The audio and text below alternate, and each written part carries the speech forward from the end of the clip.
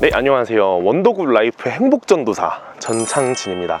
이 차는 기아 자동차 스토닉. 여러분의 원더굿 라이프.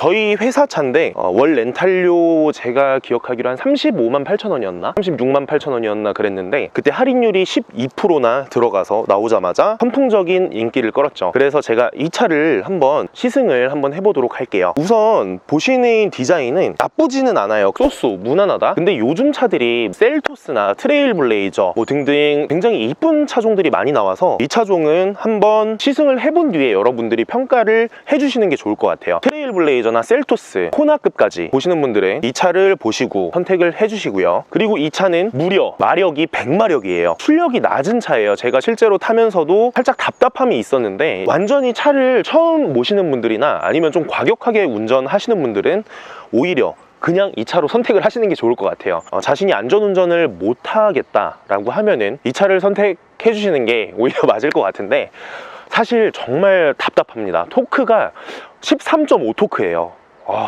엄청나죠. 엄청난 차입니다, 이 차. 그러면은 지금부터 이 차를 한번 보겠습니다.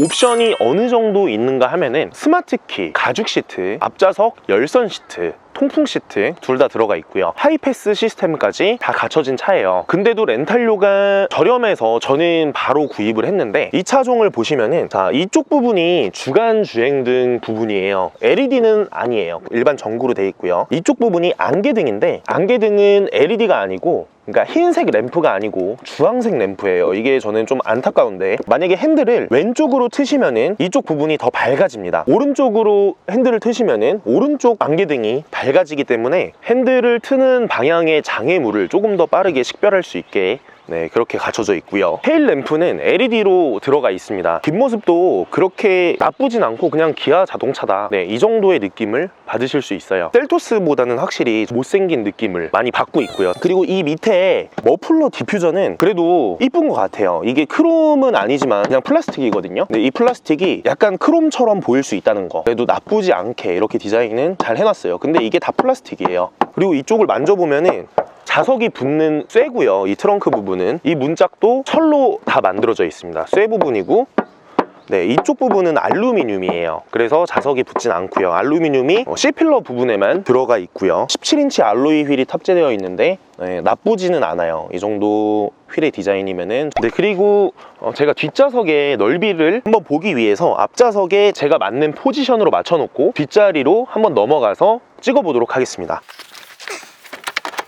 제가 키가 183인데 이 정도로 저는 주행을 하고요. 스티어링은 텔레스코픽으로 이렇게 조정을 할 수가 있습니다. 제가 앞좌석을 제가 원하는 대로 맞췄으니까 183 기준으로 봐주시면 되고요. 뒷좌석을 한번 보겠습니다. 얼마나 넓은지. 제가 뒷좌석으로 넘어와 봤는데요. 주먹이 하나가 안 들어갈 정도예요. 주먹이 안 들어가지만 엉덩이는 그냥 뒤로 붙이고 있거든요. 그래도 불편함은 없다고 느껴지는 게 무릎 부분이 패여 있어서 제가 배뉴를 시승해 봤는데 배뉴는 굉장히 좁다는 느낌을 많이 받았는데 이 차는 그렇게 좁진 않아요. 셀토스보다는 좁은 느낌, 배뉴보다는 확실히 넓은 느낌이고요. 저는 이런 식으로 앉아서 주행을 하기 때문에 그렇게 좁다고는 생각이 들지는 않아요. 보시면은 컵홀더 딱 컵 하나만 꽂아 놓을 수가 있고요. 앞쪽에 보시면은 책 같은 거를 넣을 수 있는 공간이 없어요. 운전석 쪽에는 이게 마련돼 있지 않고요. 조수석 뒤편에는 또 마련이 되어 있습니다. 한번 보실게요. 이 조수석 부분에는 이런 게 마련이 되어 있는데 책 같은 거를 꽂을 수가 있거든요. 운전석 부분에는 또 이런 게 없어요. 굉장히 희한하게 만들었네요. 왜 이거를 원가 절감을 하려고 조수석에만 만들었을까 저는 의문이 가는데 아무튼 이쪽은 없습니다. 그리고 컵 하나만 딱 꽂을 수 있는 컵홀더가 하나만 있어요. 양쪽에 운전석, 조수석 쪽에 각각 하나씩만 있고요. 테일게이트를 한번 열어보겠습니다. 제가 키가 183cm인데요. 제 키보다는 높게 열려서 크게 불편함은 없고 자동은 아니에요. 열고 이 안쪽에서 당기는 방법으로 닫아주시는 거고요. 이 안쪽을 보시게 되면은 트렁크 공간은 티볼리, 스포티지, 투싼 이런 급에 비해서는 당연히 작은 편이에요. 근데 소형 SUV 중에서도 조금 작은 편이고 골프백은 절대로 안 들어가고요. 이 차에 트렁크 용량은 이 정도인데 이 러기지 보드를 탈거가 가능해요. 이 뒤쪽에 달려있는 러기지 보드를 탈거를 했습니다. 이쪽 손잡이 부분이 있는데 이 손잡이 부분만 살짝 당겨서 앞으로 젖히면은 네, 이렇게 탈거가 가능하고요. 네, 이쪽 보시면은 트렁크 위에 턱이 이렇게 있어서 여기보다는 조금 낮아요. 보통 차들이 위로 이렇게 올라와 있는 차들이 저는 차박을 하기에는 더 편하다고 생각을 하거든요. 근데 예를 들어 네, 이쪽으로 앉았을 때 다리가 이 위로 올라와서 저는 조금 불편하다고 생각이 들어요. 근데 이 받침대는 제 몸무게 거의 약 100kg 가까이 되는 몸무게를 받쳐주고 있고요. 자, 한번 들어가 보겠습니다. 네, 여기서 이불을 깔고 이렇게 누우면은 여기 쿠션 하나가 있으면은 그래도 안에서 캠핑을 즐기기에는 조금 편할 것 같아요. 근데 여기가 턱이 올라와 있어서 저는 좀 불편한 감이 있고요. 이쪽 센터 페시아에 공조기 장치가 너무 허접스럽게 생겼어요. 가격대가 저렴하니까 장기 렌트로 36, 7만 원대니까 저는 구입을 했는데 그래도 옵션은 열선 통풍을 다 갖춰 있거든요. 앞좌석에 영업용으로 사용을 하기에 좋겠다. 열선 핸들까지 있어요. 이런 점이 저는 굉장히 좋아서 스마트키도 물론 있고요. 그래서 이런 부분이 마음에 들어서 샀는데 저는 사실 보지도 않고 구입을 했거든요. 공조기가 이렇게 돌리는 거예요. 뭔가 버튼이 없습니다. 이게 정말 스토닉의 치명적인 단점이라고 생각을 하고요. 이것도 다 돌리는 거예요. 네, 이런 버튼들은 생각보다 쫀득쫀득한데 저는 여기가 센터 페시아 부분이 굉장히 마음에 안 들어요. 사실 이거는 여러분들이 판단을 하시기에도 좋지는 않다. 뒷부분에 열 들어오는 것도 에어컨 트는 것만 버튼식이고요. 나머지는 다 돌리는 거예요. 이런 부분들이 저는 굉장히 안타깝게 생각을 하고요. 이쪽이 크롬 가니쉬처럼 보이는데 이 부분도 플라스틱이에요. 쳐보면은 플라스틱이라는 걸 알 수 있고요. 크롬이 한 군데도 안 들어가 있습니다. 이 부분이 상당히 안타깝고 내비게이션은 상당히 시인성이 좋은 편이에요. 딱 위치도 알맞게 있는 것 같고요. 이게 너무 많이 올라오면은 사실 좀 부담스럽거든요. 운전을 할 때 특히 여성분들은 이쪽에 내비게이션이 위치해 있으면은 부담스럽다고 하시는 분들이 많아요. 이 차의 특성상 SUV라서 조금 더 올라와도 괜찮을 것 같은데 저는 이 정도까지는 그래도 나쁘지 않다고 생각을 해요. 내비게이션이 너무 밑에 있으면은 조작을 하기에도 조금 껄끄럽고요. 운전을 하면서 조작 같은 거를 하실 수가 있는데 이런 부분에서는 딱 적당한 위치에 있다고 생각이 듭니다. 계기판을 한번 보시면은 일반 기아 자동차 계기판인데 기아 자동차가 계기판은 정말 시인성이 좋게 해놨거든요. 나쁘지는 않아요. 이런 버튼들도 쫄깃쫄깃한 편이고요. 시동을 껐다가 키면은 이쪽 부분에 네, 서비스 시기가 되었습니다. 이런 식으로 떠줘가지고 좋아요. 엔진오일 시기마다 뜬다고 생각이 드는데 이거는 괜찮고요. 이 핸들 부분이 D컷으로 되어 있어서 동그라미로 되어 있으면은 예를 들어 치마를 입은 분이 내렸을 때 치마가 들쳐지고 살짝 불편한 부분이 있는데 이 부분이 D컷으로 되어 있어요. 토닉에도 D컷이 되어 있다니 저는 나쁘지 않다고 생각이 들어요. 이런 점도 굉장히 좋은 것 같고요. 그리고 이쪽 부분도 센터 페시아의 아래 부분도 이거를 닫을 수 있는 게 없어요. 네, 그냥 놓을 수만 있어서 먼지도 들어가기 굉장히 쉽고요. 닫는 것만 있었으면 저는 좀 좋았을 텐데 일반 차들은 이게 닫는 게 있거든요. 스토닉은 닫는 게 없습니다. 사이드 브레이크는 핸들식으로 되어 있고요. 뭐 이 정도 급에 당연히 풋브레이크나 전자식 브레이크가 들어가는 거는 저는 조금 사치라고 생각을 해요. 원가 절감을 해서 사이드 브레이크는 핸들식으로 돼 있는 거는 저는 좋다고 생각을 하는데 이 부분 보시면 컵홀더 부분이 상당히 아래에 있어요. 음료수를 꺼내 먹을 때 살짝 팔을 이쪽으로 이렇게 해서 꺼내 먹어야 되거든요. 저는 이 부분은 상당히 불편하다고 생각을 하고 이 컵홀더 부분이 조금 위로 올라와 있으면 저는 괜찮았을 텐데 다운이 너무 많이 돼 있어서 음료수를 꺼내 먹을 때 여기에 팔이 닿아요. 운전을 하면서 팔을 이렇게 해서 이렇게 먹진 않잖아요. 허벅지에서도 굉장히 낮은 쪽에 위치가 되어 있습니다. 이 부분도 굉장히 불편하고 수납장도 정말 작아요. 앞뒤로 왔다 갔다 하는 슬라이딩도 없고 저는 팔이 길어서 불편함은 없지만 팔이 짧으신 분들은 네, 여기 속에 팔이 이렇게 들어가서 불편할 것 같아요. 이 기어봉을 잡으면서 주행하시기가 조금 불편하다고 저는 생각이 들고 네, 이 부분도 열어서 네, 이거를 켜고 닫으면은 자동으로 꺼지게 하는 방식인데 색깔도 LED가 아니고 주황색 전구가 들어가 있어요. 여기도 마찬가지로 다 주황색 전구로 들어가 있어서 근데 이 가격대에서는 어쩔 수 없다고 저는 생각이 드는데 그래도 이게 전구라는 게 조금 안타깝고 그래도 하이패스 정도는 들어가 있습니다. 저는 그래도 만족합니다. 주행을 한번 바로 해보시면 될 것 같아요. 네, 이 차는 RPM을 조금만 올리면은 소리가 굉장히 크게 나거든요. 그러니까 엔진 벨트가 약간 디젤 소리를 연상케 하는 가솔린의 장점이 이게 소음을 줄이는 거잖아요. 어떻게 보면은 차량 가격이 저렴해서 가솔린으로 구입한 분들도 있겠지만 나는 디젤이 싫다. 무슨 소형 SUV 타면서 디젤을 넣냐. 나는 가솔린으로 탈 거다. 근데 여러분 소음을 기대를 하시면 안 됩니다. 이게 소음이 적지가 않아요. 물론 디젤보다는 당연히 적겠지만 점화 플러그를 쏘는 가솔린 이 정도의 소음이면은 저는 굉장히 크다고 판단이 돼요. 특히 RPM이 3000만 넘어가도 소리가 굉장히 크게 들립니다. 이게 RPM이 한 5000까지 가면은 정말 막 빵 이런 소리예요. 이게 마이크로 사실 담기지는 않겠지만 소리는 굉장히 큰 편이고요. 한 80km 정도로 달리고 있는데 하체의 소리가 굉장히 커서 저는 이 속도가 한 120km 정도로 느껴져요. 소형 SUV가 어쩔 수 없지만 지금 풍절음이 여러분들이 들리시는지 모르겠지만 차체 소음이랑 풍절음이랑 굉장히 크게 들려요. 그래서 이 정도 속도로 달릴 때는 예를 들어 아반떼나 K3를 탈 때는 이 정도까지 소리가 안 나거든요. 근데 지금 제가 이렇게 크게 말을 해야 여러분들한테 소리가 들릴 정도로 굉장히 풍절음이나 이런 차체 진동, 소음이 많이 느껴져요. 지금 RPM은 3000 RPM으로 가고 있고요.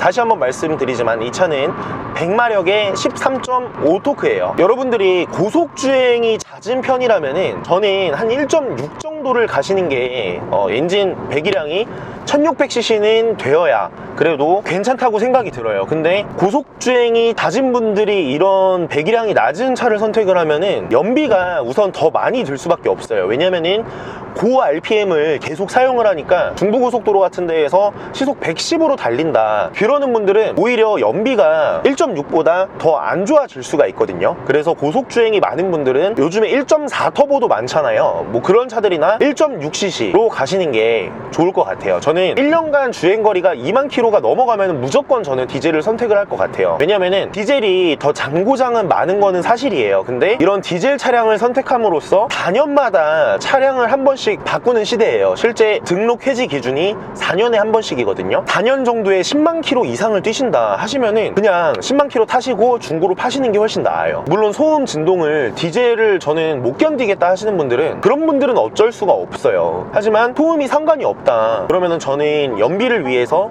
10만 킬로 이상이면은 디젤 가시면 돼요. 그냥 이렇게 코너를 했을 때는 이 차가 멀티링크가 아니고 토션빔 서스펜션이라서 그런지 롤이 많이는 없어요. 특히 소형 SUV 차가 작을수록 롤링은 더 적어집니다. 근데 소형 SUV에 비해서도 롤은 많이 없는 축에 속하고요. 지금 고속주행에서 약간의 요철만 지날 때도 차가 쿵쿵하고 몸으로 다 흡수되는 느낌이에요. 처음엔 시트도 굉장한 영향을 주고요. 이게 승차감에. 그리고 두 번째는 타이어도 굉장히 크게 영향을 미쳐요. 그리고 세 번째가 서스펜션이나 댐퍼의 세팅값을 어떻게 맞춰져 있는지 그런 게 가장 중요한 요점들인데 제가 며칠 전에 K3를 주행을 했었는데 K3보다도 훨씬 더 많은 요철의 진동이 몸으로 받아들입니다. 이게 계속 올라오는 느낌이에요. 그래서 장시간을 주행하시는 데는 스트레스를 받으실 수 있는데 그래도 차가 조금 재밌는 편이거든요. 제로백을 하고 있는데 지금 소음이 굉장히 심해요. 그래도 나쁘지는 않습니다. 소음은 조금 있지만 그래도 나쁜 거는 아니에요. 이 정도면은 RPM은 5000까지 썼나요? 나쁘지 않습니다. 이게 시원시원하다 이런 거는 당연히 없죠. 이 차량이 토션빔 서스펜션이 들어가 있거든요. 근데 토션빔 서스펜션의 특성상 어쩔 수 없이 노면의 진동들이 많이 올라올 수밖에 없어요. 이게 멀티링크가 들어가 있지 않는 이상. 근데 제가 보기엔 솔직히 말씀드리면은 트레일블레이저, 셀토스 등등의 차량들이 다 토션빔이 들어가 있는데 이 차량이 약간 더 노면의 진동들을 더 몸으로 많이 받아들이는 이런 느낌이 있고요. 제가 보기에는 단순히 서스펜션의 문제는 아닌 것 같아요. 댐퍼의 세팅값이 어떻게 잡혀 있느냐에 따라 다른데 다른 소형 SUV보다는 굉장히 딱딱한 편이에요. 서스펜션이 세팅값을 조금 더 딱딱하게 만들어서 어떻게 보면은 코너링에는 조금 더 좋을 수가 있다. 하지만 반진동이 몸으로 너무 많이 들어온다. 그리고 여러분 꼭 아셔야 되는 게 세팅값이 단단할수록 코너링에 더 좋은 영향을 미친다고 생각을 하시는데 꼭 딱딱하다고 좋은 게 아니에요. 이게 롤이 심하다고 차가 언더스티어나 오버스티어가 많이 나는 게 아니고 차체 무게 배분도 굉장히 중요하고요. 그 다음에 롤이 심한 차들도 오히려 언더스티어가 안 나는 차들이 많아요. 근데 멀티링크보다 토션빔이 스포츠성에는 더 강하다고 하지만 저는 그 말은 솔직히 잘 못 믿겠거든요. 이게 멀티링크가 들어가 있다고 해서 스포츠성이 떨어진다? 토션빔이 코너링에 적합하다? 이거는 여러분 절대로 아닙니다. 지금 시속 100km로 가고 있는데 급브레이크를 한번 밟아볼 거예요. 100에서 60까지 급브레이크를 밟았는데 브레이크가 뭐 아직 날씨가 추워서 그런지 살짝 잘 안 들어요. 브레이크 디스크 상태가 너무 추우면은 브레이크를 잡아주질 못하거든요. 그래서 연달아서 2번 밟아주는 것도 방법이에요. 그리고 예열이 아직 안 된 상태라서 롤이 그래도 없는 편이고요. 이게 언더스티어는 조금 납니다. 이 영상에서 염두해 주실 점은 이 차는 저희 회사 차이고 한 10,000km 정도를 주행을 한 차예요.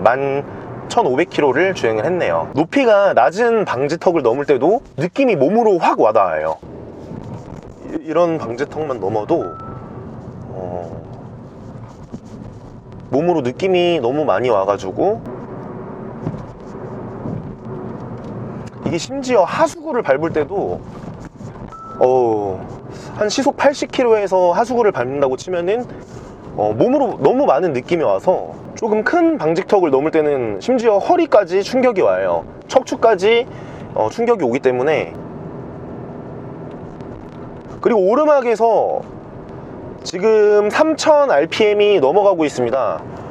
오르막이 정말 안 올라가져요. 지금 성인 남자 2명이 타고 있는데 제가 악셀을 이렇게 풀악셀을 밟아도 오르막길은 정말 안 올라가져요.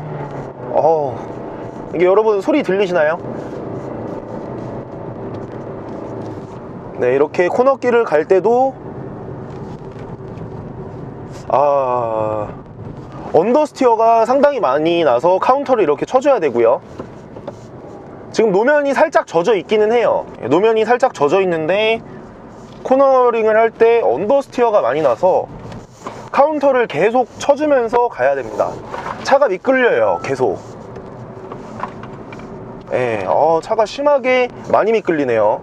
카운터를 안 치면은 여러분 바로 사고가 날 수 있을 정도로 차가 많이 미끌리니까 가드레일 부분은 상당히 조심해서 주행을 해야 되고요. 이런 부분도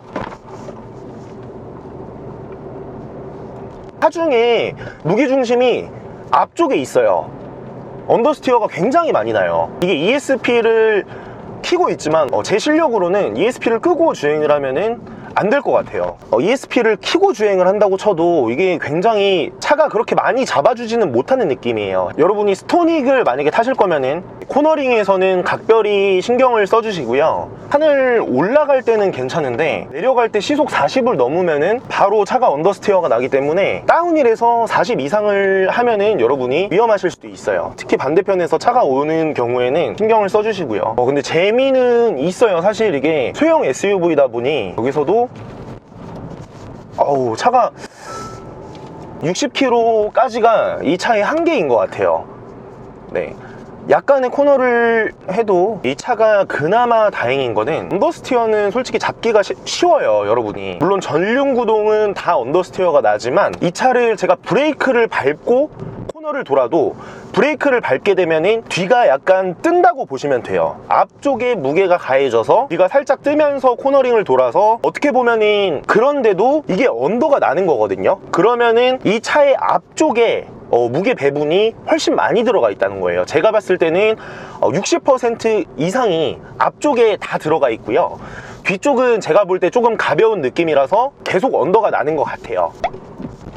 네, 이런 방지턱만 넘을 때도 굉장히 몸으로 많이 느껴져요. 이게 2차, 3차 진동까지 있는 느낌은 아닌데 지금 넘을 때 2차 진동까지는 털컥 두둑 털컥 두둑 약간 이런 느낌이 계속 반복돼서 오거든요. 살짝 60km 이상에서 넘을 때 탈칵 두둑 탈칵 두둑 네, 이런 느낌이 조금 납니다.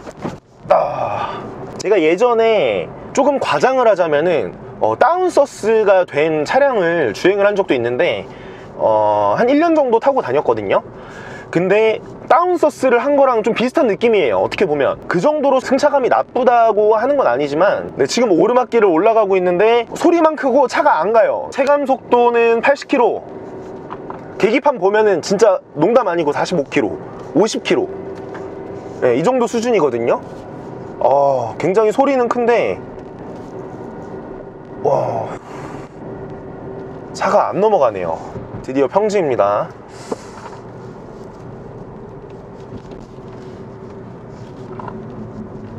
네, 지금까지 한 2시간 정도를 시내 주행 포함해서 주행을 해봤는데요. 순간 연비가 한 18 정도로 나와요. 시속 80km 정도로 고속도로에서 가고 있고요. 100km까지 올려보겠습니다.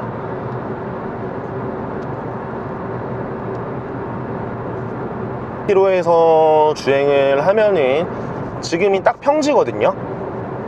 평지에서 살짝 오르막길, 오르막으로 갈수록 연비가 떨어지고 고속도로에서 살짝 오르막길에서는 순간 연비가 10km 정도가 나오고요. 지금 바람이 밖에서 조금 심하게 불고 있는데 차가 조금 흔들립니다. 모닝 스파크나 이 정도로 흔들리는 건 아니고요. 네, 시속 100km에서 순간 연비 지금 딱 평지예요. 16.7, 16.4, 16 정도가 나오고 내리막으로 진입을 했습니다. 살짝 내리막길이고요. 한 4 정도가 나오고 있네요. 스토닉을 주행을 하면서 제가 느낀 거는 재미는 있어요, 사실. 근데 2시간 정도 주행을 했는데 이게 소리가 너무 시끄러워서 제일 단점이 저는 계속 말씀드리는 소리인 것 같아요. 소리, 소음 문제가 가장 크고요. 네, 그러면은 제가 음악을 한번 이 차에서 틀어보겠습니다. 음질 테스트 한번 갈게요.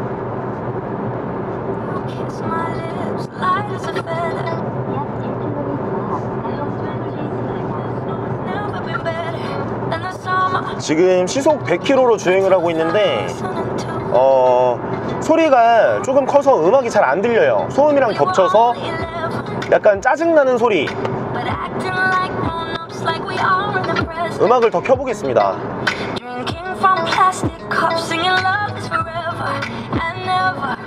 이 차가 스피커가 그렇게 많지 않기 때문에 외장 앰프도 들어가 있지 않고 뭐 하만카돈이나 JBL 사운드 시스템 이런 게 아니기 때문에 일반 스피커 사운드 시스템을 넣으면은 저음은 플러스 6, 그 다음에 중음은 플러스 3, 그 다음에 고음은 빵 이렇게 맞추기를 저는 권해드려요. 왜냐면은 똑같이 빵빵빵이면은 살짝 째지는 소리가 납니다. 근데 이렇게 맞춰 놓으니까 소리의 이질감은 많이 느껴지지는 않아요. 음질은 이 차 체급에 비해서 그렇게 나쁜 편이 아니고요. 이 정도면 쏘쏘 괜찮은 것 같습니다. 정속 주행을 하다가 가속 페달을 밟았을 때 이게 바로 올라가지 않고요. 소리는 바로 나는데 RPM은 올라가지만 속도는 한 박자 늦게 출발이 됩니다. 한번 보세요. 가속 페달을 밟을 때 말씀드릴게요. 밟는다, 빵, 약간 이런 느낌이라서 밟고 한 박자 뒤에 RPM이 올라가고 한 박자 뒤에 차가 끌고 갑니다. 디젤 차량처럼 이게 한 박자가 늦습니다. 가속 페달을 밟고 RPM 올라가고 차가 간다. 근데 뭐가 끌고 가는 느낌이 아니고 정말 힘겹게 밀어주는 느낌이에요. 그리고 만약에 여기서 좌회전을 한다고 할 때 고속주행에서 좌회전을 틀면은 이 핸들이 나쁘지는 않은데 굉장히 느슨합니다. 제가 이전에 4시리즈를 찍었는데 4시리즈보다는 그래도 안정감이 있어요. 물론 절대 비교를 할 차는 아니지만 그래도 여러분들께 한번 어떤 차랑 비교를 해서 설명을 드리고 싶어서, 예를 들어 차량을 티볼리랑 비교를 하면 제가 티볼리를 가장 많이 타봤거든요. 소형 SUV 중에는 티볼리 같은 경우랑 스토닉이랑 비교를 했을 때 티볼리는 LET 엔진이 들어가 있어요. LET 엔진이 뭐냐면은 저속에서 토크를 많이 내는 세팅값을 가지고 있는 엔진이에요. 근데 이거는 뭐 저속에서 토크를 많이 낸다 이런 거보다 정말 토크가 없습니다. 사실 제로백을 한 것처럼 정말 풀악셀을 밟았을 때만 차가 나가는 느낌이 있고, 엑셀을 반쯤 밟으면은 차가 나가지 않는다. 이게 또 그리고 엑셀이 많이 들어가요. 다른 차들보다 꾹 눌러야만 앞으로 나가는 느낌이 커갖고 핸들의 직결감은 그래도 이 정도면 나쁘지 않습니다, 여러분. 근데 여러분들이 꼭 알아주셔야 될 게 뭐냐면은 사실 차에서 승차감을 좌우하는 부분은 제가 말씀드린 시트의 푹신함 이런 거나 타이어, 그 다음에 서스펜션의 세팅값, 바디 강성 이런 것도 있겠지만 엔진에 따라서도 달라요. 만약에 여기 이 차에 6기통 3000cc 엔진이 들어간다 라고 하면은 다르게 느껴지실 거예요. 물론 브레이크도 그만큼 받쳐줘야 되고 하겠지만 이게 브레이크를 한 번만 더 잡아볼게요.